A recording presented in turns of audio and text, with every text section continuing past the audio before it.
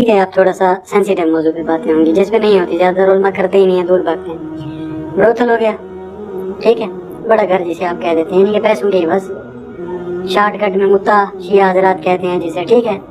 ہمارے یعنی کہ عام لوگوں کی زبان میں، دنیا دار لوگوں کی زبان میں وہ بروتھل ہے، وہاں پر آپ چوری ہے پیسوں کے بدلے، ٹھیک. اور دوسرا ہے اس میں ماسٹربیشن، ٹھیک ہے، ارے سونی زبان میں اسے مشت زنی کہہ دیتے ہیں، ٹھیک ہے. ان دونوں چیزوں کی ممانعت کہاں تک ہے؟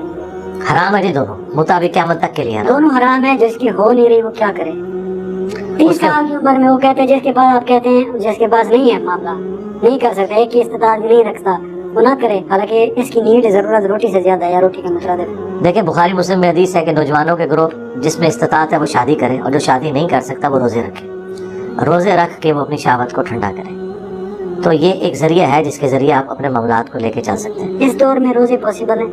جی روزے رکھے جا سکتے ہیں.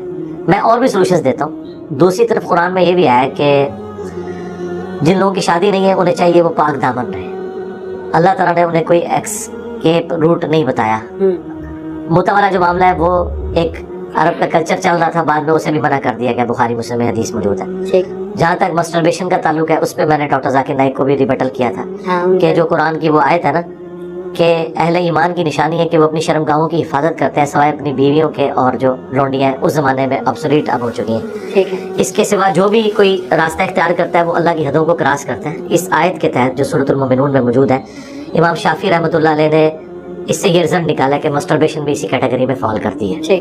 میں یہ مانتا ہوں چند ایک اکا دکا لوگوں کے ایسے اقوال ہیں جنہوں نے ایز اے لاسٹ ریزارٹ اس کی اجازت دی ہے، لیکن اسلام کے کلچر میں یہ چیز سائنس اور آج کل ڈاکٹر بھی دے رہے ہیں، دیتے رہے جی. بات یہ ہے کہ سائنس تو یہ بھی اجازت دیتی ہے کہ آپ جو ہے وہ کنڈوم کے استعمال کے ساتھ بدکاری بھی کر لیں. تو اس کا یہ مطلب نہیں کہ اس سے کوئی بندہ ریلیکس ہونے کے لیے کرے. یہ کس کو انکار ہے کہ جتنی بھی دنیا میں اللہ تعالیٰ نے لذت والی چیزیں رکھی ہیں ان میں لذت نہیں ہے یا ان کے فائدے نہیں ہیں. شراب کو اللہ نے قرآن میں کہہ دیا کہ اس میں بھی فائدے ہیں لیکن زیادہ نقصان ہے. فائدوں سے کسی کو انکار نہیں ہے. بات یہ کہ اللہ کی حدود ہے. اللہ کی جو حدود ہے نا ان حدود کا خیال رکھنا ہی تو آپ کا دنیا میں ٹیسٹ ہے. دنیا میں آپ کو جتنی نعمتیں استعمال کرنے سے منع کی گئی ہیں نا، جنت میں وہ آپ کو انعام کے طور پہ ملنے والی ہیں.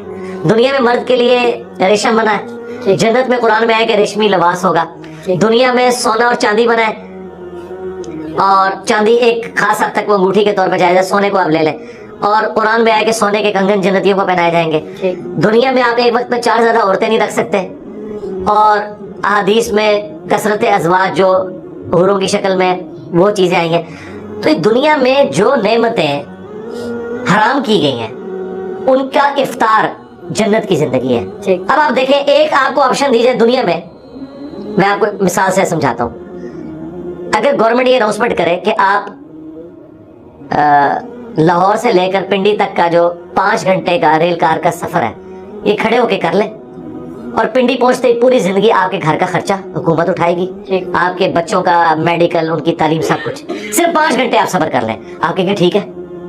اچھا اللہ تعالیٰ کا کہہ رہا ہے کہ دنیا کی زندگی میں صبر کر کے حدود اللہ کا خیال رکھو، میں تمہیں ہمیشہ کی زندگی دوں گا. یہاں تو اربوں سال کا فرق ہے، بلکہ کمپیریزن ہی کوئی نہیں. تو یہاں پہ بھی روزہ رکھے، آخرت میں افطار کریں گے. اگر آپ دنیا اورینٹیڈ ہو جائیں گے نا کہ میں نے دنیا میں سب کچھ اویل کرنا ہے، تو آپ سیکس کو تو ذرا سائڈ پہ رکھیں. مجھے بتائیں دنیا میں جن لوگوں کے اوپر ظلم ہوتا ہے، جوڈیشری سے ان کو انصاف نہیں ملتا، کیا آپ ان کو الاؤ کریں گے؟ میں آپ کی زبان میں بات کرتا ہوں. جو لوگ اپنے آپ کو سیکولر یا سول سوسائٹی کا بڑا علم بردار سمجھتے ہیں، کیا مجھے سول سوسائٹی کی اجازت دے گی کہ اگر دنیا کی جوڈیشری سے آپ کو انصاف نہ ملے تو آپ قانون ہاتھ میں لے کر اپنے باپ یا بیٹے کے قاتل کو ڈائریکٹ جا کے گولی مار دیں؟ نہیں دیں گے. تو سیکس میں آپ کیوں اجازت دیتے ہیں کہ آپ چونکہ شادی نہیں ہو رہی تو آپ آؤٹ آف ویڈ لاک کام کرنا شروع کر دیں؟ وہاں کیوں آپ اجازت دیتے ہیں؟ جس طرح آپ اس کو معاشرے کے لیے زہر قاتل سمجھتے ہیں، ہم فری سیکس کو بھی معاشرے کے لیے زہر قاتل سمجھتے ہیں. تو کسی معاملے کو تو آپ نے مانا، لیکن آج مجھ سے آپ پوچھیں، میں مسلمان ہوتے کہوں گا کہ ہٹلر ایک ظالم شخص تھا. ہٹلر نے یہودیوں کو ناحق قتل کیا. دنیا کی کوئی عدالت ہٹلر کو 60 لاکھ دفعہ یا چلے محتاط اندازہ 6 لاکھ دفعہ ان معصوم یہودیوں کے قتل کے عوض پھانسی نہیں لٹکا سکتی. لیکن اللہ تعالیٰ اس بات پہ قادر ہے کہ قیامت والے دن ہر ایک یہودی کے بدلے میں اسے جو ہے وہ ٹانگے اور سزا دے جو اس نے ظلم کیا. ٹھیک ہے، تو دنیا میں تو آپ کو انصاف بھی نہیں ملتا، دنیا میں آپ کو کئی چیزیں نہیں ملتی. آخرت کا دن ہے ہی اس بات کے لیے، اور آخرت کا مقدمہ اس پہ قائم ہے کہ دنیا میں آپ کو انصاف نہیں ملے گا تو آپ نے صبر کرنا ہے، کوئی اسکیپ روٹ نہیں تلاش کرنا. یہ یعنی کہ خدا کے قوانین میں کچھ چیزیں آ جاتی ہیں، جی خدائی قوانین ہے. وہاں پہ خاموشی ہاں. اختیار کریں. اب آپ مجھے یہ بتائیے کہ اگر خدا کو ہم مانتے ہیں تو خدا نے جو آخرت میں عذاب رکھا ہے اس کے بدلے اگر دنیا کا ہم مزہ دیکھیں تو وہ ایک لمحے کے لیے بھی نہیں ہے، وہ انسان تصور بھی نہیں کر سکتا. میں کہتا ہوں یہ آج گورنمنٹ یہ اناؤنسمنٹ کرے نا کہ کوئی شخص اپنی بیوی کے پاس بھی گیا اور ہمیں پتا چل گیا تو آپ کے ساتھ یہ کام ہم کریں گے کہ آپ کو 5 منٹ کے لیے دہتے ہوئے تندور میں الٹا لٹکائیں گے. ٹھیک ہے، تو لوگ تو اپنی بیوی کو طلاقیں دے کے بیٹھ جائیں گے. ایسے ہی. اور آخرت کا تو عذاب حالانکہ یہ ایک جائز تعلق ہے، آخرت کا عذاب تو آپ چھوڑ دیں.